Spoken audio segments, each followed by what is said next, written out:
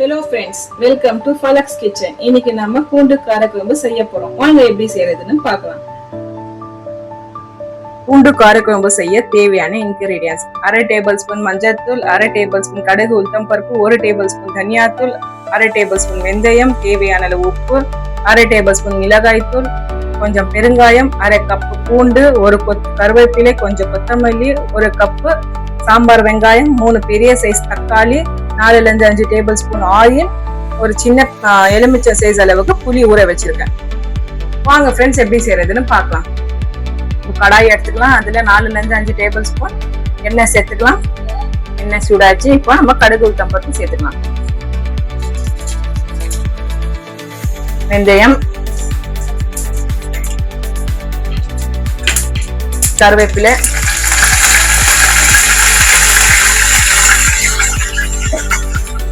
கொஞ்சம் பெருங்காயம்,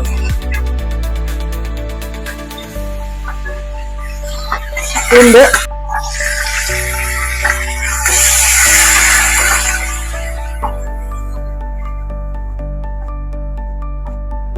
சாம்பார் வெங்காயம் அதையும் சேர்த்துக்கலாம்.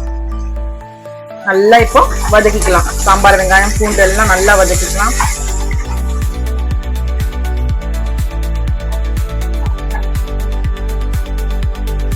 உப்பு போட்டுக்கலாம் தேவையான அளவு.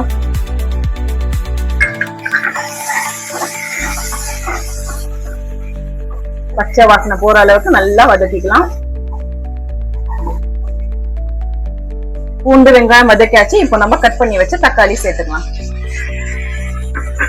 அதையும் நல்லா வதக்கிக்கலாம் பச்சை வாசனை போற அளவுக்கு. மஞ்சள் தூள் சேர்த்துக்கலாம். தனியா தூள் சேர்த்துக்கலாம். மிளகாய் தூள் சேர்த்துக்கலாம்.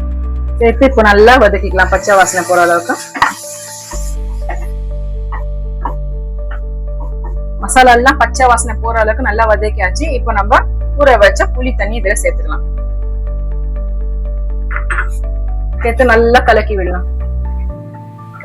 நம்ம கொதி வர வரைக்கும் நம்ம பிளேட் போட்டு மூடிடலாம். இப்ப பாருங்க, இப்போ நல்லா கொதி வந்துடுச்சு.